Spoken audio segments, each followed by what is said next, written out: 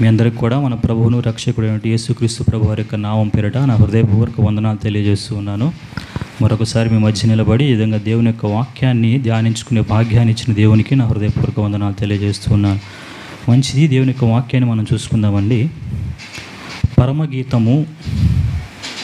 పరమగీతము గ్రంథము 8వ అధ్యాయము 5వ వచనం. తన ప్రియుని మీద ఆనుకొని అరణ్య మార్గమున వచ్చునది యవతే.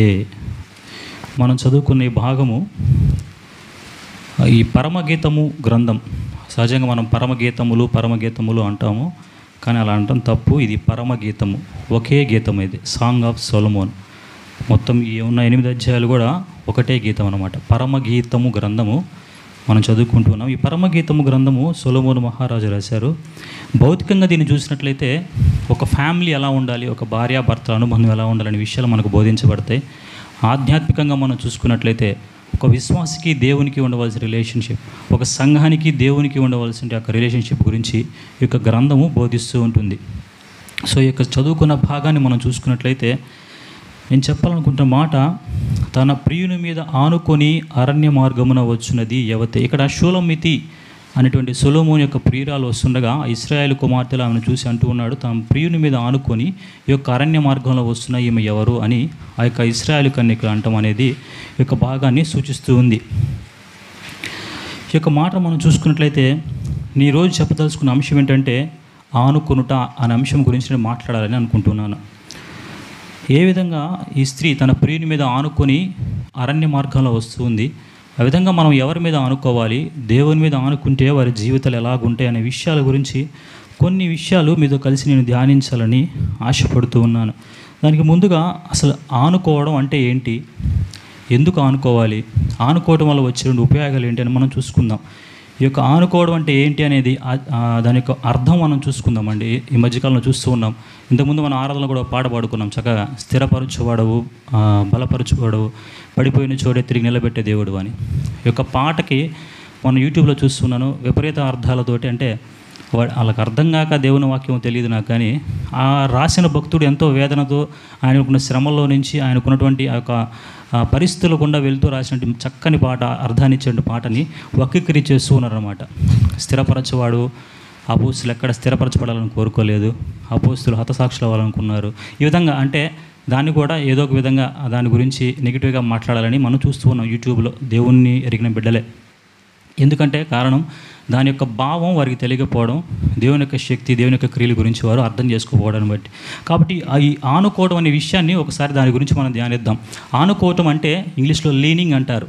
లీనింగ్ అంటే ఆధారపడటం లేదా నమ్మకం ఉంచటం, సమీపముగా ఉండడం అనే అర్థాన్ని ఈ యొక్క ఆనుకోవడం అనే పదం అనేది ఆ యొక్క పర్యాయ పదాలు అనేవి దీని నుంచి వస్తూ ఉంటాయి.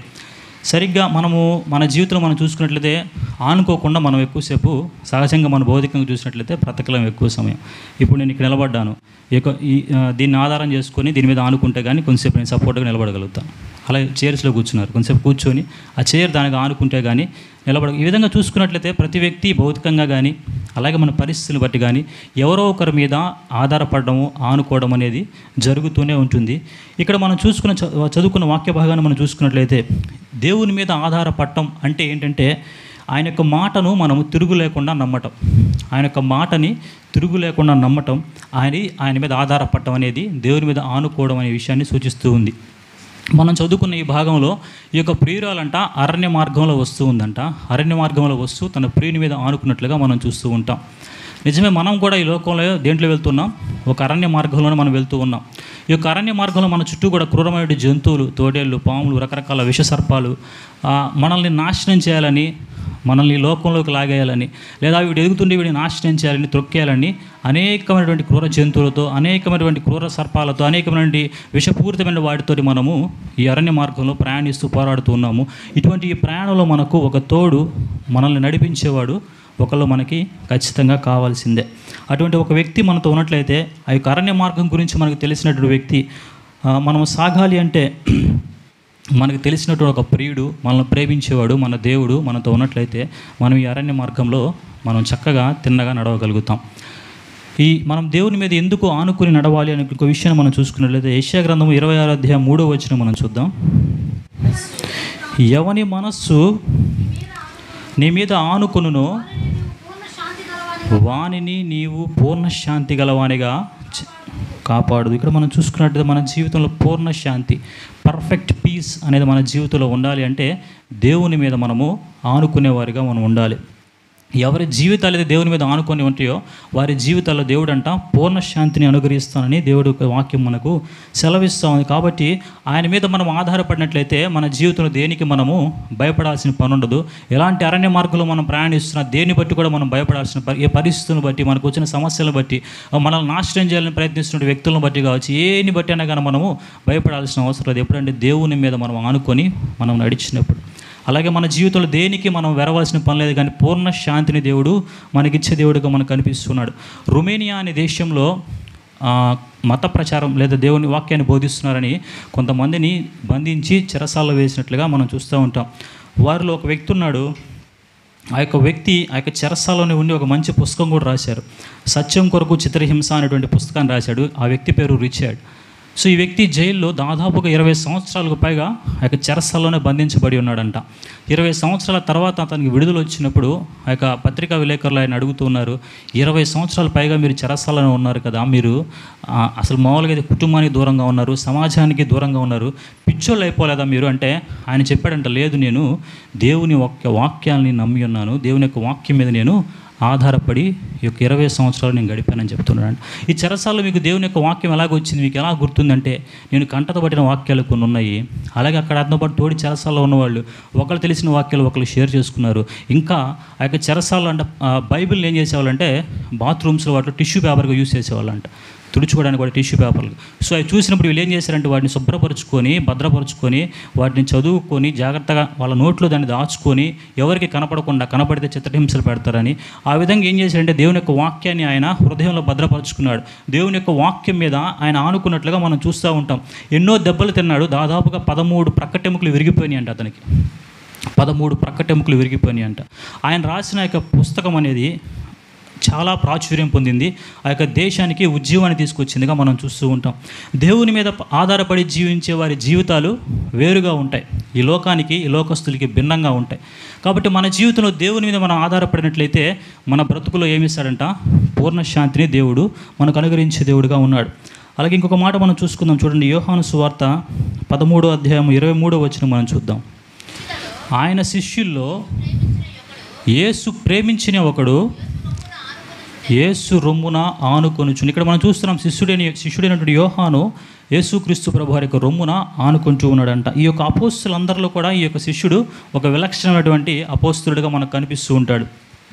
యేసుక్రీస్తు ప్రభు వారు పేతురికి కానీ, పౌలుకి కానీ, ఇతర భక్తులకు కానీ ఈ యొక్క ప్రత్యక్షత అనేది ఆయనకు అనుగ్రహించలేదు. యోహాను భక్తుడికి కలిగినంటే గొప్ప ప్రత్యక్షతను కలిగి ఉన్నాడు. కాబట్టి యొక్క ప్రకటన గ్రంథం అనేది రాశాడు. అంటే భవిష్యత్తులో ఏం జరుగుతుందనే విషయాలను తండ్రి అయిన దేవుడు కుమారుడైన యేసుక్రీస్తు ప్రభు వారికి వివరిస్తున్న సందర్భంలో ఆ యొక్క విషయాలను యోహాను గారికి బయలుపరిచినట్లుగా మనం చూస్తూ ఉంటాం. ఎవరి మీద ఆనుకుంటారో వారికి దేవుడు ఏం తెలియజేస్తాడంటే ప్రత్యక్షతనిచ్చే దేవుడుగా ఉన్నాడు. అంటే నీ భవిష్యత్తులో నీకు ఏం జరగబోతుంది, ఎలాంటి కీడు నీకు రాబోతుంది, నీ కుటుంబంలో నువ్వు ఎలాంటి సమస్యలు ఉన్నావు, ఈ సమయంలో నువ్వు ఎలా నడిస్తే మంచిది, ఏ పని చేస్తే మంచిది, ఎటు వెళ్తే మంచిది, ఎక్కడ నిలబడితే మంచిది, ఎవరితో కలిస్తే మంచిది, ఇవన్నీ విషయాలు కూడా ఒక ప్రత్యక్షతను దేవుడు మనకు అనుగ్రహిస్తాడు ఎప్పుడైతే మనము దేవుని మీద ఆనుకొని ఉంటామో. దేవుని మీద ఆనుకొని మనం జీవించినప్పుడు గొప్ప గొప్ప ప్రత్యక్షతను అనుగ్రహించేవాడిగా దేవుడు మనకు కనిపిస్తున్నాడు. యోహాను భక్తుడికి ఈ యొక్క ప్రకటన గ్రంథం రాసేటువంటి గొప్ప ప్రత్యక్షతను దేవుడు అనుగ్రహించినట్లుగా మనం చూస్తూ ఉంటాం. మన పరిస్థితులు ఎలాంటివైనా సరే, ఏ పరిస్థితులైనా సరే, ఆయన మన దగ్గరికి చేరితే మనం త్రోసివేసేవాడు దేవుడు కాదు. కానీ ఆయన మీద మనం ఆనుకున్నట్లయితే మనకు భరోసా ఇచ్చి, మనం లేపి, మనం నిలబెట్టి, మన జీవితాలకు పూర్ణ శాంతిని ఇచ్చేవాడుగా, మనం నడిచేటువంటి అరణ్య మార్గంలో మనకు తోడుగా ఉండేటువంటి దేవుడుగా, మనకు ప్రత్యక్షతనిచ్చేటువంటి దేవుడుగా మనకు కనిపిస్తున్నాడు ఎప్పుడైతే మనము ఆయన మీద ఆనుకుంటామో. 3 విషయాలు చూసుకున్నాం. అరణ్య మార్గంలో ఆయన యొక్క సన్నిధి మనకు దొరుకుతుంది, ప్రమాదాల నుంచి మనకు భద్రత అనేది దొరుకుతుంది. అలాగే మనం ఎప్పుడైతే మనశ్శాంతి లేని స్థితిలో ఉన్నామో ఆ సమయంలో మనకి పూర్ణ శాంతిని ఇచ్చేటువంటి దేవుడుగా, మనకు సమాధానం ఇచ్చే దేవుడుగా మనకు కనిపిస్తున్నాడు. అలాగే మనం దేవుని మీద ఆనుకున్నప్పుడు ప్రత్యక్షతలు మనకు దొరుకుతాయి. కాబట్టి ఎవరి మీద పడితే వారి మీద ఆనుకుంటే, ఎక్కడ పడితే మనం ఆనుకుంటే నష్టపోయేవారుగా మనం ఉంటాం. ఒక 2 సందర్భాలు మనం ఈ వీడియోస్ చూస్తూ ఉన్నాను. ఒక వ్యక్తి నడుచుకుంటూ వెళ్తున్నాడు. ఎండగా ఉందని ఒక గోడ నీడకి ఆశ్రయించాడు. నీడని మీద ఆనుకుందామని గోడగా ఆనుకొని అక్కడ నిలబడ్డాడు, కొంచెం ఎండగా ఉందని. సడన్గా ఏమైపోయిందంటే ఆ స్కూల్ గోడ కూలిపోయింది. అక్కడికక్కడే అతను చనిపోయాడు. అలాగే ఒక యవనస్తురాలు వీడియో చూశాను. ఆ స్త్రీ వెళ్తూ వర్షం పడుతుందని ఒక చెట్టును ఆశ్రయించింది. ఆ చెట్టు కింద వర్షం పడుతుందని నిలబడి ఉంది. సడన్గా కొమ్మ విరిగి మీద పడటం వల్ల ఏమైందంటే ఆమె చనిపోయింది. సో దేని బట్టి దాన్ని మనం ఆనుకుంటే, దేని మీద పడి దాన్ని మనం ఆశ్రయం పొందామంటే, దాని నీడకు మనం వెళ్ళామంటే మన జీవితాల్లో నష్టపోయేవారిగా మనం ఉంటాం. సో దేవుని మీద ఆనుకునేవారు ఎలా ఉండాలి, మనల్ని ఆనుకొనివ్వకుండా చేస్తున్న ఏంటి, మన జీవితంలో ఎలాంటి లక్షణాలు మనం కలిగి ఉంటే దేవుని మనం ఆనుకొని జీవించగలమనే విషయాల్ని 3 వ్యక్తుల ద్వారా మీ ముందు నేను ఉంచాలని ఆశపడుతున్నాను. చూడండి, మొట్టమొదటి విషయం మనం చూద్దాం. న్యాయాధిపతుల గ్రంథం 16వ అధ్యాయం 26వ వచనంలో మనకి ఇక్కడ ఒక వ్యక్తి కనిపిస్తూ ఉన్నాడు. సంసోను తన చేతులు పట్టుకొని బంటుతో ఇట్లా, నేను ఈ గుడికి ఆధారముగా ఉన్న స్తంభములను నన్ను తడవనిచ్చి విడువుము, నేను వాటి మీద ఆనుకుంటాను అంటున్నాడు. ఇక్కడ ఒక బలవంతుడైన సంసోను, మనందరికీ తెలుసు, అనేక పర్యాయాలు పలు సందర్భాల్లో మనం ఈ భక్తుడి గురించి ధ్యానించుకొని ఉంటాం. ఇతను అంటూ ఉన్నాడు, ఈ గుడికి ఆధారమైన స్తంభాల మీద నన్ను విడిచిపెట్టు, వాటి మీద నేను ఆనుకుంటాను అని చెప్తూ ఉన్నాడు. ఈ సంసోను దేవుడి మీద ఆనుకోవాల్సిన వ్యక్తి, దేవుడిని ఆశ్రయించాల్సిన వ్యక్తి ఇలా దిగజారిపోయాడంటే, ఆ యొక్క గుడికి ఆధారమైన స్తంభాలు ఎక్కడున్నాయో చూపించండి, ఆ స్తంభాల మీద నేను ఆనుకుంటానని ఆ బంటుని అడగటం మనం చూస్తూ ఉన్నాం. దేన్ని బట్టి ఈ వ్యక్తి యొక్క జీవితంలో దేవుని మీద ఆనుకోలేకపోయాడని మనం చూసుకున్నట్లయితే, ఈ యొక్క వ్యక్తి తన సొంత బలం మీద, తన సొంత జ్ఞానం మీద, తన సొంత తెలివితేటల మీద ఆనుకున్నట్లుగా, ఆధారపడినట్లుగా మనము చూస్తూ ఉంటాం. ఈయన యొక్క చరిత్ర మొత్తం మనం చూస్తూ వచ్చినట్లయితే మనందరికీ తెలిసిందే, మరుగైందేమి కాదు. ఈ సంసోను ఏం చేశాడో, అభిషేకించబడిన వ్యక్తి, ప్రత్యేకించబడిన వ్యక్తి, దేవుని యొక్క కారకం వల్ల పుట్టిన వ్యక్తి, తన జీవితంలో తన సొంత నిర్ణయాలు తీసుకొని, తన సొంత జ్ఞానం మీద, తన సొంత బలం మీద ఆధారపడుతూ వచ్చినటువంటి వ్యక్తి చివరికి ఏమైపోయాడంటే, దేవుని మీద ఆనుకొని తన ప్రజలను పరిపాలించిన వ్యక్తి ఏమైపోయాడంటే, ఆ స్తంభాలు, ఏ స్తంభాలైతే తన జీవితాన్ని కూల్చేస్తాయో, ఏ స్తంభాలైతే తనను పతనానికి చేర్చేస్తాయో ఆ స్తంభాల మీద ఆనుకోవాలని ఆశపడుతున్నాడు. కరెక్టే కదా? ఆ యొక్క మూల స్తంభాలు ఏదైతే పట్టుకున్నాడో ఆ స్తంభాలను కూల్చడం ద్వారా అదే మందిరంలో ఏమైపోయాడు, సంసోను చనిపోయినట్లుగా మనం చూస్తూ ఉంటాం. దేవుని మనం ఆశ్రయించకపోయినట్లయితే, దేవుని మనం ఆనుకొనకపోయినట్లయితే మనకు తెలియకుండానే మనల్ని నాశనం చేసే వాటిని మనము ఆనుకోవాల్సి వస్తుంది. సంసోను జీవితంలో ఇదే జరిగింది. దేవుణ్ణి ఆశ్రయించలేకపోయాడు, దేవుణ్ణి లక్ష్య పెట్టలేకపోయాడు, అన్యులతో సహవాసం చేశాడు, దేవునికి విరుద్ధంగా జీవించాడు. ఆయన ఆనుకోవాల్సిన వ్యక్తి చివరికి ఏమైపోయాడంటే, ఏదైతే తనను మరణానికి గురి చేస్తుందో దానికి ఆనుకోవాల్సి వచ్చింది. మనందరికీ తెలుసు టైటానిక్ అనే షిప్. ఈ టైటానిక్ అనే షిప్ కనుక చాలా పెద్ద చరిత్ర ఉంది. ఈ షిప్ నిర్మించినట్టు వ్యక్తులంట పరిహాసంగా ఈ యొక్క షిప్ని దేవుడే వచ్చినా కానీ కోల్చలేరన్నారంట. అది స్టార్ట్ అయ్యే రోజు దేవుడే వచ్చినా కానీ దీన్ని ఏమీ చేయలేడు. దీన్ని ఎంత స్ట్రాంగ్గా మేము నిర్మించామంటే, ఆ నోవహు దినాల్లో నిర్మించిన ఓడ కంటే 1000 రెట్లు దీని సామర్థ్యంతో దీన్ని నిర్మించామని దాన్ని నిర్మించిన వ్యక్తులు చెప్పడం జరిగిందంట. అంతేకాదు, ఆ నిర్మించే క్రమంలో ఏం చేస్తారంటే, ఎంతమంది ఓడలు ఎక్కుతున్నారో అంతమందికి సరిపోయేటువంటి ఆ లైఫ్ బోట్స్, అంటే ఒకవేళ ప్రమాదం జరిగితే తప్పించుకుని వెళ్ళడానికి ఉంచేటువంటి బోట్స్ ఇన్ని ఉంచాలి. అలా ఉంచడమే కాకుండా ఒక మాక్ డ్రిల్ అనేది చేస్తారు. మాక్ డ్రిల్ అంటే ప్రమాదం జరిగితే ఎలా తప్పించుకోవాలి, అక్కడున్న సిబ్బందికి ట్రైనింగ్ ఇస్తారు. ఈ లైఫ్ బోట్స్ ఇలా తీసుకోవాలి, ప్రయాణించే వారికి ఒక అవగాహన కల్పిస్తారు, ఇలా దూకాలి, ఇలా వెళ్ళాలి, దీంట్లో ఎక్కాలి. ఇవన్నీ కూడా అంటే ఆ నిర్మించిన వ్యక్తి, చెప్పే వ్యక్తి అవన్నీ దీనికి అవసరం లేదు, అవన్నీ దీనికి పనికిరావు, దీని మీద ఆయన సొంత బలం మీద, సొంత జ్ఞానం మీద ఆధారపడుతూ అన్నాడంటే దీనికి అవన్నీ అవసరం లేదన్నాడంట. ఆ యొక్క లైఫ్ బోట్స్ కూడా 3000 మంది సంథింగ్ ఎంతమంది ఓడలో ప్రయాణిస్తే అంతమందికి సరిపోవాల్సిన లైఫ్ బోట్స్ అందులో పెట్టకుండా దాదాపు అందులో సగం కంటే తక్కువ, ఇంకా కొంచెమే ఏదో నామకార్థంగా ఉంచారంట. ఎలాంటి ట్రైనింగ్ కానీ, ఎలాంటి మాక్ డ్రిల్స్ కానీ, అంటే ప్రమాదం జరిగితే ఎలా మనం వెంటనే రియాక్ట్ అవ్వాలనే విషయాలు కానీ ఎవరికి అక్కడ బోధించలేదు. ఎందుకు అనుకున్నారంటే, తమ జ్ఞానం మీద ఆధారపడ్డారు, తమ బలం మీద ఆధారపడ్డారు. ఈ పడవని దేవుడే దిగొచ్చినా కానీ ఈ యొక్క టైటానిక్ షిప్ని ఏమీ చేయలేరనేటువంటి గర్వంతో వాళ్ళు ఆ విధమైనటువంటి వారి యొక్క బలం మీద, వాటి మీద ఆధారపడ్డారు. ఏమైందో మనందరికీ తెలుసు. మొట్టమొదటి జర్నీలోనే ఒక మంచుగడ్డని హిట్ అయ్యి ఆ యొక్క టైటానిక్ షిప్ అంతా కూలిపోయినట్లుగా మనకు తెలుసు. ఎంత వేగంగా నీళ్ళు వచ్చి లోపలికి వెళ్ళిపోయిందంటే, సముద్రం అట్టడికి కేవలం కొన్ని నిమిషాల్లోనే, ఒక హాఫ్ అన్ అవర్ లోపు వ్యవధిలోనే షిప్ అంతా కూడా సముద్రం యొక్క అట్టడుగు భాగానికి వెళ్ళిపోయింది. సరైనటువంటి ఆ యొక్క ట్రైనింగ్ లేకపోవడం వల్ల సిబ్బంది వారందరినీ సేవ్ చేయడానికి వారి వల్ల కాలేదు.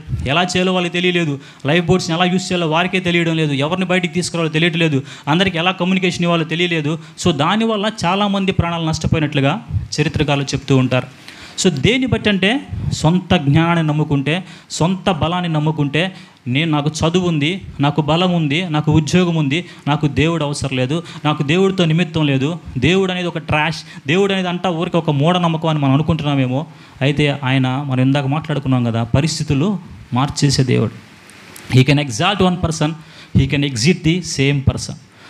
ఒక పర్సన్ని దేవుడు ఒక అత్యుత్తమ స్థాయిలో నిలబెట్టగలిగిన దేవుడు అదే వ్యక్తిని కావాలనుకుంటే పాతాళానికి తొక్కగలిసినటువంటి సమర్థవంతుడు దేవుడు ఆయన. కాబట్టి దేవుని మీద ఆనుకోకపోవడం వల్ల సంసోను యొక్క జీవితం ఏమైపోయిందంటే పతనం అయిపోయినట్లుగా మనం చూస్తూ ఉంటాం. మనం అనేకమైన ఆలోచనలు మనం కలిగి ఉంటాం, కానీ దేవుడు ఏదైతే నిర్ణయిస్తాడో అదే ఫైనల్గా జరుగుతుంది. చూడండి, సామెతల గ్రంథము 19:21. నరుని హృదయంలో ఆలోచనలు అనేకముగా పుట్టును. అయితే ఎన్నైనా పుట్టవచ్చు నీ హృదయంలో ఆలోచనలు, కానీ యెహోవా యొక్క తీర్మానమే స్థిరము. నీ యొక్క మైండ్లో అనేకమైన ఆలోచనలు పడవచ్చు. ఐ కెన్ మేనేజ్ ఎనీథింగ్, నేను దేన్నైనా సరే ఏ విధంగా మేనేజ్ చేయగలను, దేన్నైనా సరే నేను తలక్రిందులు చేయగలను, దేన్నైనా నేను ఏదైనా చేయగలని అనేకమైన ఆలోచనలు నేను ఆలోచించుకోవచ్చు. ఒకప్పుడు ఇక్కడ నిలబడ్డ నేను కూడా ఇదే విధంగా ఆలోచించాను. దేవుడితో సంబంధం లేదులే, నేను ఏదైనా చేయగలను, నాకు ఒక ఉద్యోగం ఉంది, నాకు చదువు ఉంది, నాకు మంచి స్నేహితులు ఉన్నారు, నాకేం ప్రాబ్లం లేదు, నాకు సమస్య వచ్చినా చూసుకుని వాళ్ళు స్నేహితులు ఉన్నారు అనుకుని విర్రవిగాను. అయితే దేవుడు ఒక దెబ్బ కొడితే ఏమైందంటే అన్నీ కళ్ళంతా అది చెప్తారు ఏదో డైలాగ్ లాగా, నా కళ్ళన్నీ అంత ఏమైందంటే మొత్తం అప్పుడు తెలిసిందనమాట నిజం ఇలాగ ఇది ఉంటుందని. సో దేవుడు ఏం చెప్తున్నాడంటే, నువ్వు నీ హృదయంలో ఎన్ని ఆలోచనలు పుట్టవచ్చు, నీ హృదయంలో 100 రకాల ఆలోచనలు ఆలోచించుకోవచ్చు, కానీ దేవుని యొక్క తీర్మానమే ఆఖరికి నిర్ణయించబడుతుంది. ఆయన యొక్క తీర్మానమే స్థిరపరచబడుతుంది. దేవుని యొక్క వాక్యం సెలవిస్తోంది. చూడండి, సంసోను యొక్క పరిస్థితి ఏమైపోయిందో అదే న్యాయాధిపతుల గ్రంథం 16:30 మనం చూద్దాం. నేనును ఫిలిష్తీయులను చనిపోదుముగాక అని చెప్పి బలముతో వంగినప్పుడు ఆ గుడి ఆ సర్దారుల మీదను దానిలో ఉన్న ప్రజలందరి మీద పడిందంట. మరణకాలము అతడు చంపిన వారి శవముల లెక్క జీవితకాలమందు అతడు చంపిన వారి లెక్క కంటే ఎక్కువ ఆయను. ఇక్కడ మనం చూసినట్టయితే సంసోను యొక్క జీవితం ఆఖరికి ఏమైందంటే వారితో కలిసి చనిపోయినట్లుగా మనము చూస్తూ ఉంటాం. ఏదైతే మనం విత్తుతామో దాన్ని ఖచ్చితంగా కోయవలసిందే. ఈ రోజు కాకపోతే రేపైనా సరే, రేపు కాకపోతే తర్వాత మరుసటి దినానైనా సరే, ఏ పంటను మనం విత్తుతామో, ఏది మనం చేస్తామో దాని యొక్క ప్రతిఫలాన్ని మనము కోయవలసింది. దేవుడు సంసోను అయితే క్షమించాడు. ఆయన ప్రేమ కలిగిన వాడు కాబట్టి, ప్రేమమయుడు కాబట్టి సంసోని క్షమించినట్లుగా మనం చూస్తాం. అయితే ఆయన న్యాయవంతుడైన దేవుడు కాబట్టి సంసోని చావుగొట్టినట్లుగా కూడా మనం చూస్తూ ఉంటాం. కాబట్టి మనం దేన్నైతే విత్తుతామో దాన్ని మనం కోసేవారుగా ఉంటాం. దేవునికి దూరం అయిపోతున్నావా, దానికి తగిన ప్రతిఫలాన్ని మనం కోస్తాం. దేవునికి మనం విసర్జించేస్తున్నామా, దానికి ప్రతిఫలాన్ని మనం కోస్తాం. దేవునికి అవమానకరంగా మనం జీవిస్తున్నామా, దానికి ఖచ్చితంగా ప్రతిఫలాన్ని మన జీవితంలో అనుభవించే తీరుతాం. కాబట్టి ఈ సంసోను యొక్క జీవితం మనకు ఏం నేర్పిస్తుందంటే, ఆధారపడవలసింది, మనం ఆనుకోవలసింది ఎవరి మీద అంటే దేవుని మీద మనము ఆనుకోవాలి. దేవుని మీద ఆనుకొని ఒక గొప్ప న్యాయాధిపతిగా తన ప్రజలను పరిపాలించిన వ్యక్తి ఆ యొక్క స్తంభముల మీద ఆధారపడుతున్నాడు. ఏదైతే తన మరణాన్ని తీసుకొస్తుందో వాటి మీద ఆనుకుంటున్నాడు. తన జీవితాన్ని అర్ధాంతరంగా ముగించినట్లుగా మనము చూస్తూ ఉంటాం. ఏది విత్తుతామో దాన్ని కోస్తాం. ఇది పరలోక సత్యం, ఎటర్నల్ ట్రూత్, న్యాచురల్ ట్రూత్ అనేసి కొన్ని ఉన్నాయి. అంటే మనం అనుకుంటాం న్యాచురల్ ట్రూత్ ఏంటి, నీరు పల్లం మెరుగున అంటాం. కరెక్టే, నీరు ఎటు పల్లంగా ఉంటే ఆ సైడ్ ప్రవహిస్తూ ఉంటాయి. అదేవిధంగా పరలోక సత్యం ఏంటంటే మనం ఏది విత్తుతామో ఆ పంటను మనము కోసి తీరాల్సిందే. సంసోను ఏది విత్తాడో ఆ పంటను కోశాడు. తన కళ్ళతో తాను ఎంత అపవిత్రపరుచుకున్నాడో, తన బ్రతుకుని ఎంత వ్యర్థపరుచుకున్నాడో దాని పంటను కోసినట్లుగా మనం చూస్తూ ఉంటాం. ఏంటయ్యా సంసోను దేవుని మీద ఆనుకోనకుండా ఉండడానికి అడ్డుపడింది ఏంటి అంటే మనం చూస్తే ఆయనలో ఉన్నటువంటి అపవిత్రత. ఆయనలో ఉన్నటువంటి అపవిత్రత అనేది దేవుని మీద అతన్ని ఆనుకోనివ్వకుండా చేసింది. తన సొంత బలం మీద, తన సొంత జ్ఞానం మీద, తన సొంత తెలివితేటల మీద ఆధారపడేలా చేసింది. చివరికి ఏమైపోయిందంటే తన బ్రతుకు నాశనం అయిపోయినట్టుగా, తన బ్రతుకు ఎందుకు పనికిరానిదిగా, అందరితో పాటు చనిపోయినవాడుగా, క్షమించబడ్డాడు కానీ దేవుని చేతిలో చావుకొట్టబడ్డట్లుగా మనము చూస్తూ ఉంటాం. కాబట్టి మన జ్ఞానాన్ని బట్టి మనం అన్నీ చేయగలమని మనం అనుకోకూడదు. యాకోబు రాసిన పత్రిక యాకోబు చెప్తుంటాడు చూడండి. యాకోబు భక్తుడు చెప్తుంటాడు 4:14 రేపేమి సంభవించునో నీకు తెలియదు, నీ జీవమే పాటిది, మీరు కొంతసేపు కనపడి అంతలోనే మాయమైపోయే ఆవిరి వంటి వారే. కనుక ప్రభువు చిత్తమైతే మనము బ్రతికియుండి అది చేతుమని చెప్పుకోవాలేదని మీరు మీ డంబముల యందు అతిశయపడుచున్నారు. ఈ అతిశయం అంతా కూడా చెడ్డది. దేవుణ్ణి బట్టి, ఆయన కృపను బట్టి మనము ఇది చేయగలుగుతాం అనుకోలే తప్ప మన సొంత బలాన్ని బట్టు, మన సొంత జ్ఞానాన్ని బట్టు కాదు. ఎప్పుడు ఏం జరుగుతుందో మనకు తెలియదు. మొన్న ఒక న్యూస్ చూస్తూ ఉన్నాను. ఒక software engineer 40 years something, 38-40 years ఉంటాయి, మంచి family, well settled person, work from home చేస్తున్నాడు తన గ్రామంలో నుంచి. అంత చక్కగా పర్ఫెక్ట్, మంచి శాలరీ, మంచి లైఫ్, అంతా సెటిల్డ్ లైఫ్. సడన్గా ఏం జరిగిందంటే ఇంటికి వచ్చాడు, ఇంట్లో నొరగలు కక్కుని పడిపోయి చనిపోయాడు. చూస్తే ఏం జరిగిందని దాని గురించి పేపర్లో ఏం రాశారంటే, ఆయన షూ వేసుకున్నాడు కదా, షూ వేసుకొని వాకింగ్కి వెళ్ళాడంట. ఆ షూలో చిన్న పాము ఉందంట, విషసర్పం, చిన్న. ఆయన సమస్య ఏంటంటే, ఆయనకి అంతకుముందు ఏదో సమస్య వచ్చి ఆయన ఆ పాదాల వరకు ఏదన్నా గట్టిగా తగిలితే తప్ప ఆయనకి స్పర్శ తెలియదంట. అంటే చిన్నగా ఏదైనా కుట్టినది ఆయనకి నొప్పి అనేది ఆయన పాదాల వరకు, ఆ నొప్పి అనేది తెలియని ఒక వ్యాధి లాంటిది ఏదో ఉంది ఆయనకి ఈ మధ్య. చూడండి ఎలా ఇదేందో చూడండి. కరెక్ట్గా పాదాల వరకు ఆయనకి జబ్బు ఉంది. ఆ షూలోనే ఒక పాము ఉంది. ఆ షూ వేసుకుని వాకింగ్కి బయటికి వెళ్ళాడంట. ఒక 1/2 hour తర్వాత తిరిగి వచ్చాడు, షూ ఇప్పేశాడు, లోపలికి వెళ్ళాడు. ఈలోపు పనివాడు చూశాడంట, అక్కడ షూ దగ్గర పాముని చూసి పాము ఉందయ్యా అని చెప్పడానికి లోపలికి వెళ్ళాక నొరగలకి ఆల్రెడీ చనిపోయి ఉన్నాడంట. ఏం జరుగుతుందో మనకి తెలియదు. ఏ క్షణాన ఏం జరుగుతుందనేది మనకి తెలియదు. ఈ దినాన నా బలాన్ని బట్టి, నాకున్న జ్ఞానాన్ని బట్టి, నాకున్న తెలివిని బట్టి, నాకున్న ధనాన్ని బట్టి, నాకున్న ప్రజలు, నాకున్న జనాన్ని, లేకపోతే నాకు తెలిసిన బంధువులు ఉన్నారు, నాకు బంధువర్గం ఉంది, నాకు తెలిసిన ఎమ్మెల్యేలు ఉన్నారు, నాకు తెలిసిన వాళ్ళు ఉన్నారు, నాకు ఏ సమస్య లేదు, దేన్నైనా నేను చేయగలను, ఐ కెన్ మేనేజ్ ఎనీథింగ్ అని మనం అనుకోవచ్చు. కానీ ఏది నీ చేతిలో లేదు. నీ హృదయంలో అనేకమైన ఆలోచనలు పుట్టవచ్చు, కానీ దేవుని యొక్క తీర్మానమే స్థిరము. మనం ఏం చేస్తామో ప్రతిదానికి కూడా దాన్ని మనము కోసి తీరవలసింది. హెబ్రీయులకు రాసిన పత్రిక 2:2 చూద్దాం. మన అవిధేయతను బట్టి మనం ఏం చేస్తామో దాన్ని కోయాలని అక్కడ చెప్తూ ఉన్నాడు. చూడండి, హెబ్రీయులకు రాసిన పత్రిక 2:2. ఎందుకనగా దేవదూతల ద్వారా పలకబడిన వాక్యము స్థిరపరచబడినందున ప్రతి అతిక్రమమును అవిధేయతను న్యాయమైన ప్రతిఫలము పొంది ఉండగా. ఇక్కడ చూసారా, ప్రతి అవిధేయతకి, ప్రతి ఒక్క అతిక్రమానికంట న్యాయమైనటువంటి ప్రతిఫలం అనేది ఇచ్చేటువంటి దేవుడు. న్యాయవంతుడైన దేవుడు కాబట్టి సంసోన్ని చావగొట్టేశాడు. ప్రేమ కలిగిన దేవుడు కాబట్టి సంసోన్ని క్షమించాడు. కాబట్టి మన జీవితాలు దేని మీద మనం ఆనుకుంటూ ఉన్నాం? ఒకసారి మనం పరిశీలించుకుందాం. మన సొంత బలం మీద ఆనుకుంటున్నామా? మనకున్న డబ్బు మీద ఆనుకుంటున్నామా? మనకున్నటువంటి లేదా బంధువుల మీద, మనకున్నటువంటి బిడ్డల మీద, మనకున్నటువంటి ఏదో మనం కలిగిన దాన్ని ఏదో ఒక దాన్ని నమ్ముకొని దీని మీద మనం ఆధారపడుతున్నామా? ఆ టైటానిక్ షిప్ చేసిన వాడు కూడా అలానే అనుకున్నాడు. తన సొంత జ్ఞానాన్ని నమ్ముకున్నారు. ప్రజలంతా 3000 మంది పైగా ఎక్కారు. దాదాపుగా తప్పించబడిన వారు 600 మందో 400 మందో, మిగిలిన వారంతా కూడా అందులోనే చనిపోయినట్లుగా మనం చూస్తూ ఉంటాం. కాబట్టి మనం దేని మీద ఆనుకుంటున్నాం అనేది మనం చూసుకుందాం. లేక పుట్టినటువంటి దేవుని యొక్క వాగ్దానం ద్వారా పుట్టినటువంటి గొప్పవాడేటువంటి సంసోను కూడా దేవుడు విడిచిపెట్టలేదు. న్యాయవంతుడైన దేవుడు ఆయన. దేన్ని విత్తుతామో దాన్ని తప్పక మనము కోయాల్సిందే. ఇతని యొక్క అపవిత్రత దేవుని మీద ఆనుకోకుండా చేసినట్లుగా మనకి ఇక్కడ కనిపిస్తూ ఉంది. రెండో విషయాన్ని మనం చూసుకుందాం. రాజుల రెండవ గ్రంథం 7:2.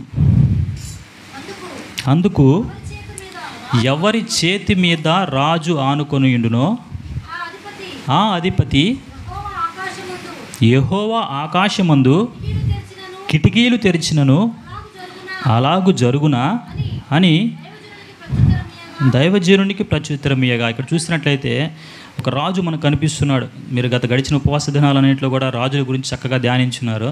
అందులో ఈ ఒక రాజు, ఇశ్రాయేలు రాజు, మీకు ఎంతమంది జ్ఞాపకం ఉన్నారో నాకు తెలియదు, యెహోరాము అనేటువంటి రాజు అంట ఎవరి మీద ఆనుకుంటున్నాడంటే ఒక అధిపతి మీద ఆనుకుంటూ ఉన్నాడు. రాజు అయినటువంటి ఈ వ్యక్తి దేవుడి మీద ఆనుకోవాల్సిన వ్యక్తి. తన పరిపాలనకు సంబంధించి, తన అవసరతల గురించి, తన బాధల గురించి, తనకున్నటువంటి శ్రమల గురించి దేవునితో మొరపెట్టుకోవాల్సిన వ్యక్తి, దేవుని మీద ఆనుకోవాల్సిన వ్యక్తి ఒక అధిపతి మీద ఆనుకుంటూ ఉన్నాడంట. ఎవడయ్యా ఈ అధిపతి అని చూస్తే వాడు ఒక నెంబర్ 1 అవిశ్వాసి. వాడు ఒక నెంబర్ 1 అవిశ్వాసిగా కనిపిస్తున్నాడు. ఈ యొక్క సిచ్యువేషన్ మనం చూసినట్లయితే ఏం జరిగిందంటే, ఈ యొక్క ఇశ్రాయేలు ప్రాంతాన్ని సిరియా దేశపు రాజు ముట్టడి వేశాడు. బెన్హదదు అనే సిరియా దేశపు రాజు ముట్టడి వేశాడు, అంటే చుట్టూ తన సైన్యాన్ని పెట్టేశాడు. సో ఆ దేశంలోకి ఏమవుతుందంటే ఆహార పదార్థాలు లేవు, తినడానికి తిండి లేదు, వచ్చేది పోయేది ఏది లేదు. బయట సైన్యం అంతా వారిని ముట్టడి వేసింది. లోపల ఏమైందంటే ఇశ్రాయేల్ ప్రజలకి లోపల కరువు అనేది ఎక్కువైపోయింది. వారు తినడానికి ఏమీ లేని పరిస్థితి వచ్చేసింది. ఒక దినాన ఒక స్త్రీ, ఇద్దరు స్త్రీలు, రాజు ఇశ్రాయేల్ రాజు అక్కడ నిలబడి పురంలో నిలబడి ఉన్నప్పుడు ఇద్దరు స్త్రీలు వెళ్తూ ఆయన దగ్గరికి వచ్చి మొరపెట్టుకుంటున్నారు, అయ్యా ఈ స్త్రీ నేను మాట్లాడుకున్నాం, ఒకరోజు నా కుమారుడిని వండుకొని తిందాం అనుకున్నాం, ఈరోజు తన కుమారుని మేము వండుకొని తినాలి, అయితే నా కుమారుని వండుకున్న తర్వాత ఇది నన్ను మోసగించింది, నాకు ఇవ్వలేదని ఒక తీర్పు కోసం రాజు దగ్గరికి వచ్చినటువంటి ఒక భయంకరమైన కరువు కలిగిన పరిస్థితి ఇశ్రాయేల్ యొక్క దేశంలో మనకు కనిపిస్తుంది. అలాంటి పరిస్థితుల్లో ఉన్నటువంటి ఇశ్రాయేల్ యొక్క రాజు దేవుడి మీద ఆనుకోవాల్సిన వ్యక్తి, దేవుని దగ్గరికి వెళ్ళి జవాబు పొందుకోవాల్సిన వ్యక్తి, లేదా తన రాజ్యంలో ఉన్నటువంటి ప్రవక్తల మీద ఆనుకోవాల్సిన వ్యక్తి ఏం చేస్తున్నాడంటే ఒక అధికారి మీద అనుకున్నాడంట. ఎవరి అధికారి అంటే ఒక అవిశ్వాసి. వాడేం మాట్లాడుతున్నాడంటే అతను దేవుడంట ఆకాశం యొక్క కిటికీలు తెరిచినా కానీ ఇది జరగటం అనేది ప్రవక్త వచ్చి చెప్తున్నాడు, రాజుగారిని మీరేం బాధపడొద్దు, దేవుడు చెప్తూ ఉన్నాడు, రేపటికి ఈ సమయానికి ₹1 మీకు కావాల్సినటువంటి పిండి, ₹1 మీకు కావాల్సిన ఎవరో మీకు దొరుకుతాయి, అంటే కరువంతా దేవుడు తీసేస్తాడు, ఒక అద్భుతం చేయబోతున్నాడు అని ప్రవక్త వచ్చి చెప్తే ఆ యొక్క అధికారి అంటున్నాడు, ఇది దేవుడు ఆకాశం యొక్క కిటికీలు తెరిచినా కానీ ఇది వల్లపడదు, ఇది సాధ్యపడదు అంటున్నాడు. అంటే అవిశ్వాసుల మీద ఈ యొక్క రాజు ఆధారపడుతూ ఉన్నాడు. ఈ యొక్క అధికారికి అన్నీ తెలుసు, ఆ అధికారికి దేవునికి చేసిన కార్యాలన్నీ తెలుసు, ఆయన ఆకాశం నుంచి మన్నాను కురిపించిన గొప్ప వ్యక్తి అని తెలుసు, సముద్రాన్ని 2 పాయలుగా చేసిన వ్యక్తి అనేటువంటి విషయాలు తెలుసు. అయినా కానీ ఏం చెప్తున్నాడంటే దేవుడు కిటికీలు తెరిచినా కానీ ఇది సాధ్యపడదయ్యా ప్రవక్త, నువ్వు వచ్చి ఊరికే రాజుకి ఏదో సోదంతా చెప్పొద్దనే విధంగా ఒక వెటకారంగా మాట్లాడడం మనం చూస్తూ ఉంటాం. ఇప్పుడు ప్రవక్త చెప్తున్నాడు, చదవండి దాని తర్వాత వచనం, నువ్వు కన్నులారా దాన్ని చూస్తావు కానీ దాన్ని తినకుండానే నువ్వు చేస్తావు. ప్రవక్త చెప్తున్నాడు, నీ కన్నులతో నువ్వు చూస్తావు నేనేం చెప్పానో, కానీ దాన్ని నువ్వు తినకుండా, దాన్ని ఆశించకుండా, దాన్ని పొందకుండానే నువ్వు చేస్తావని ఆ యొక్క అధికారికి చెప్పడం మనం చూస్తూ ఉన్నాం. ఈ యొక్క భాగం మనకి ఏం తెలియజేస్తుందంటే మన యొక్క అవిశ్వాసం అనేది మనల్ని దేవుని మీద ఆనుకొనివ్వకుండా చేస్తుంది. ఎవరైతే వారి జీవితాలు అవిశ్వాసాన్ని కలిగి ఉంటారో, ఎవరైతే వారి జీవితాల్లో దేవుని నమ్మకుండా ఉంటారో వారు దేవుని మీద ఆనుకోలేరు. ఈ యొక్క రాజు, ఈ యొక్క అధికారి కూడా ఎలా ఉన్నాడంటే, రాజు అధికారి మీద అనుకున్నాడు తన జీవితంలో ఏది ఈ రాజు కూడా తర్వాత మరణించినట్లుగా మనం చూస్తూ ఉంటాం. ఈ అధికారి కూడా మరణించినట్లుగా ఆ యొక్క అధ్యాయం చివరి భాగంలో ఉంటుంది. చూడండి సిస్టర్, జనులు ద్వారమందు అతను తొక్కగా అతడు మరణమాయన. ఏదైతే ప్రవక్త చెప్పాడో అదే అతని జీవితంలో జరిగింది. అవిశ్వాసంతో ఉన్నాడు, దేవుని మీద ఆనుకోలేకపోయాడు, తన జీవితాన్ని నష్టపోయినట్లుగా మనము చూస్తూ ఉంటాం. రాంగ్ పర్సన్ మీద ఈ యొక్క రాజు ఆధారపడినట్లుగా మనం చూస్తూ ఉంటాం. మన జీవితంలో కూడా రాంగ్ పర్సన్స్ మీద మనం ఆధారపడినట్లయితే, రాంగ్ రిలేషన్షిప్స్ మీద మనం ఆధారపడినట్లయితే, వాటి మీద మనం ఆనుకున్నట్లయితే ఒక దినాన మనము నశించిపోవాల్సిందే, ఒక దినాన మనము నష్టపోవాల్సిందే. ఈ మధ్య జరిగిన ఒక సిచ్యువేషన్ ఏంటంటే, మా డైరీలో పనిచేసే వ్యక్తే, మా తోటి పనిచేసేటువంటి ఒక పెద్ద ఆయన పనిచేస్తున్నాడు. ఆయన చాలా కష్టపడి పనిచేసేటువంటి వ్యక్తి. అతను చాలా కష్టపడి కుటుంబాన్ని కట్టుకుంటూ వచ్చాడు. ఒకే ఒక కుమార్తె. ఇంట్లో వాళ్ళ వైఫ్ కూడా చక్కగా కష్టపడతారు, మంచిగా పొలం పనులు చేసుకుంటారు, పశువులు ఉన్నాయి, అన్నీ చక్కగా చేసుకుంటూ ఒక మంచి ఇల్లు కట్టుకొని బిడ్డను చక్కగా చదివించారు. మంచి స్టేజ్కి ఆ బిడ్డను తీసుకొచ్చారు. ఆ బిడ్డకి వివాహం జరిపిస్తూ ఉండే. ఆ బిడ్డ అనేది లేదు, నేను ఉద్యోగం చేసుకోవాలి డాడీ అంటే, సరే ఉద్యోగం చేసుకోమా అన్నారు. ఆ బెంగళూరులో ఎంత ఉద్యోగం, ఆ బిడ్డకి శాలరీ అంటే 12,000 13,000 ఇస్తారంట. బెంగళూరు పట్టణంలోకి వెళ్తానంటే, సరే వాళ్ళ నాన్నగారు వెళ్ళమ్మా, ఏదో బిడ్డ చదువుకుంటుంది కదా అని పంపించాడు. ఆ బిడ్డ బెంగళూరు పట్టణానికి వెళ్ళి ఆమెకు వచ్చే 12,000 సరిపోక ఇక్కడి నుంచి ప్రతి నెల వాళ్ళ నాన్న కొంత అమౌంట్ 10,000 ఎంతో పంపిస్తున్నాడు. ఆయనకి అంత చదువుకున్నటువంటి వ్యక్తి కాదు, కొంచెం అంత ఇది లేదు.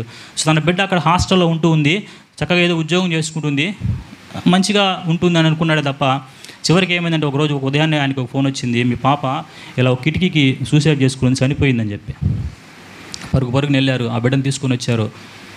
గత వారంలోనే జరిగింది. తీసుకొచ్చి అన్ని పెట్టి చూస్తే లోతుగా వెళ్తే ఏం జరిగిందా అంటే, ఈ పాప ఏం చేసిందంటే రాంగ్ పర్సన్ మీద ఆనుకోవాలనుకుంది. ఏమనుకుంది? ఎవరో ఒక వ్యక్తిని ప్రేమించింది, ఆ వ్యక్తి మీద ఆనుకోవాలనుకుంది.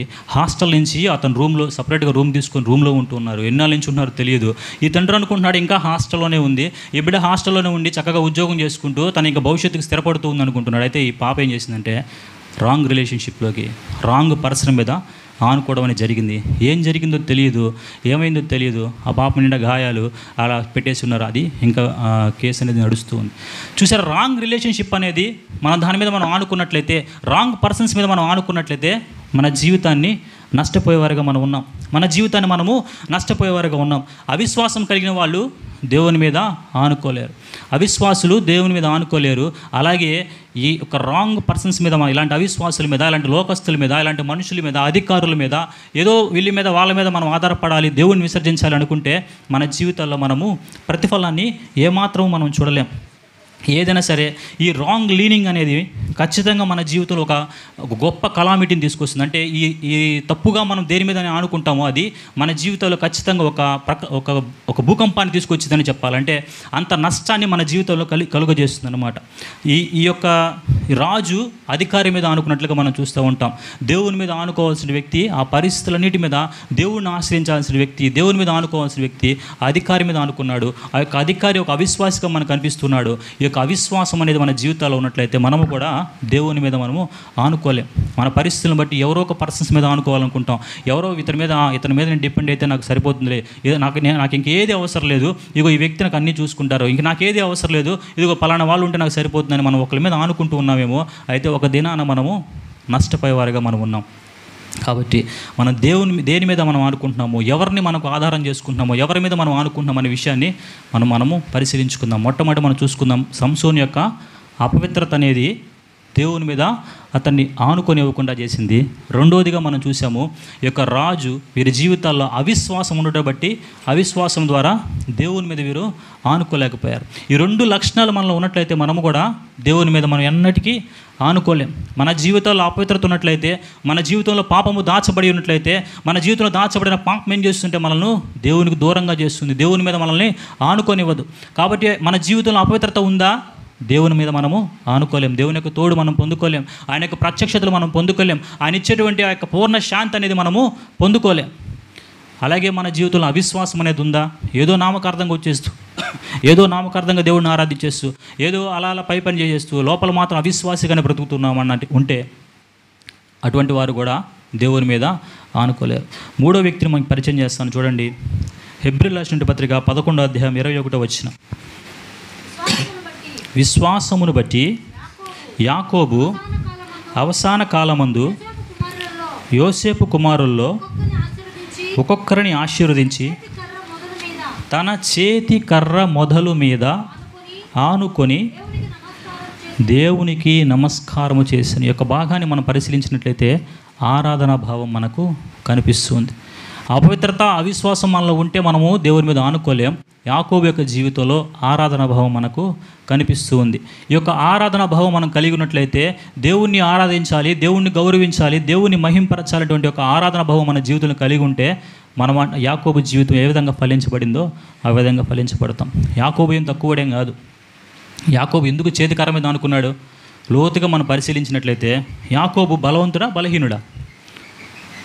యాకోబు బలవంతుడా బలహీనుడా? చూడండి, ఆదికాండము 29వ అధ్యాయం 8వ వచనం. వారు మందలన్నయు పోగు కాక మునుపు అది మా వలన కాదు,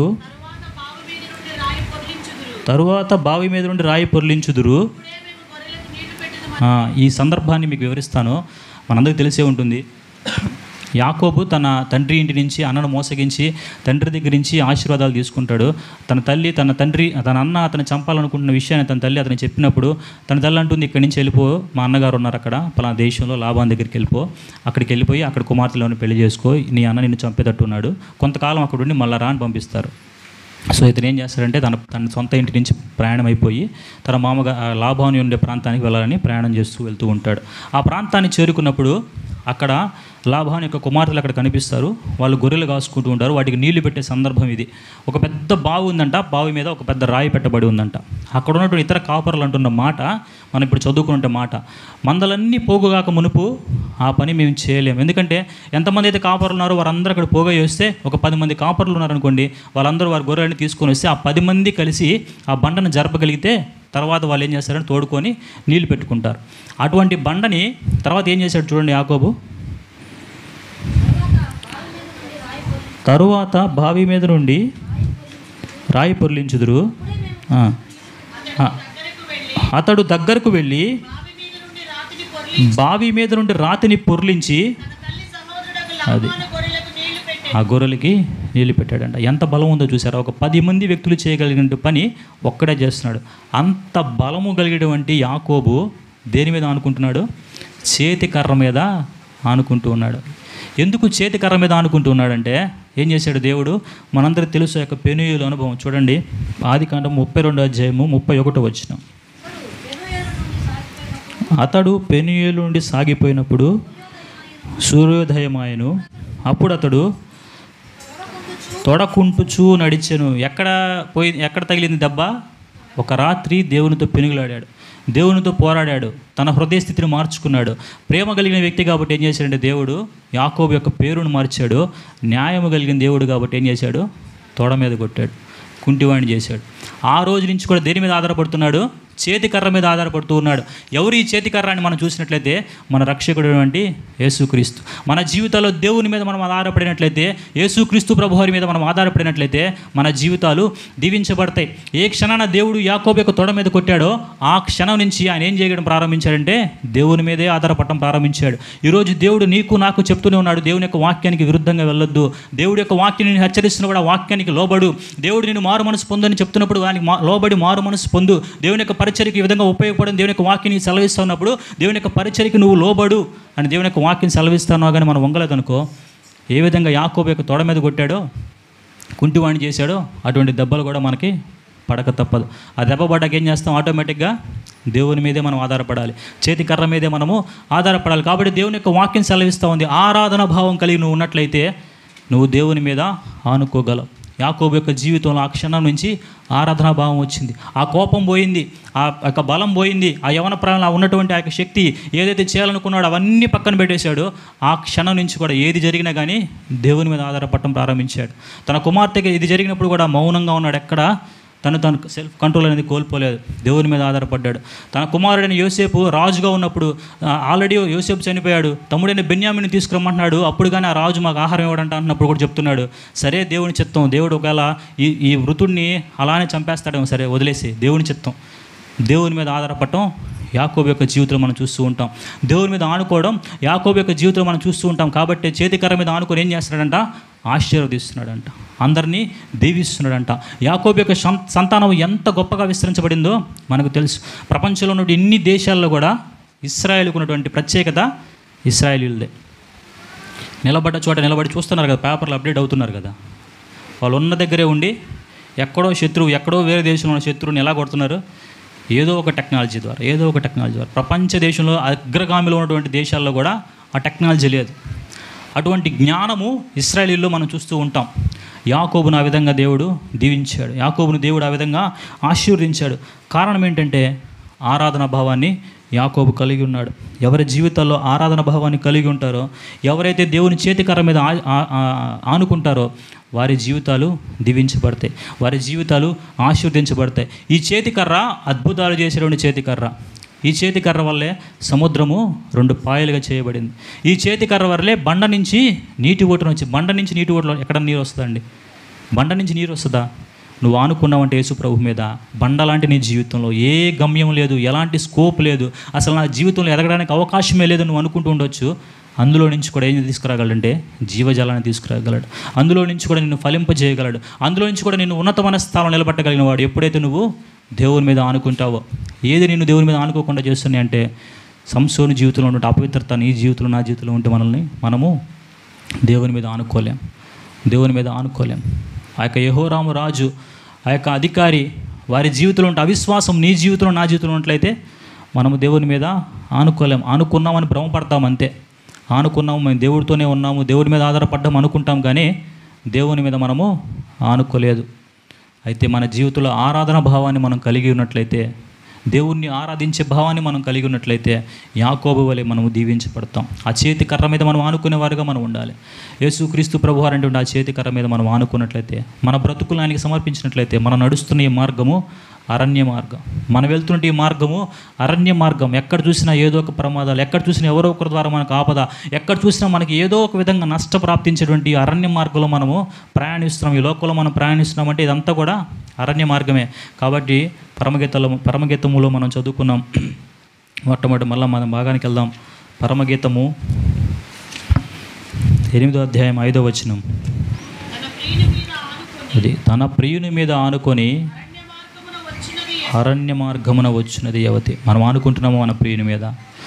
ఈ అరణ్య మార్గంలో మనం నడుస్తున్నప్పుడు ఆ ప్రియుని మీద మనం ఆనుకొని నడిచినట్లయితే ఏ ఆపద మనల్ని సంభవించదు, ఏది మన దరికి చేరదు. మనం నడిచే మార్గంలో మనకు దేవుని సన్నిధి అనేది మనకు దొరుకుతుంది. ఆయన మీద మనం ఆనుకున్నట్లయితే పూర్ణ శాంతి అనేది మన జీవితంలో మనకు దేవుడు అనుగ్రహిస్తాడు. ఆయన మీద మనం ఆనుకున్నట్లయితే ప్రత్యక్షతలను దేవుడు మనకి అనుగ్రహిస్తాడు. మన జీవితంలో ప్రత్యక్షతలు పొందుకోవాలి అంటే, ఆ పూర్ణ శాంతిని మనం పొందుకోవాలంటే, ఈ అరణ్య మార్గంలో మనకు వచ్చే అపాయాల నుంచి, ప్రమాదాల నుంచి మనం తప్పించబడాలి అంటే దేవుని మీద మనం ఆనుకునేవారుగా ఉండాలి.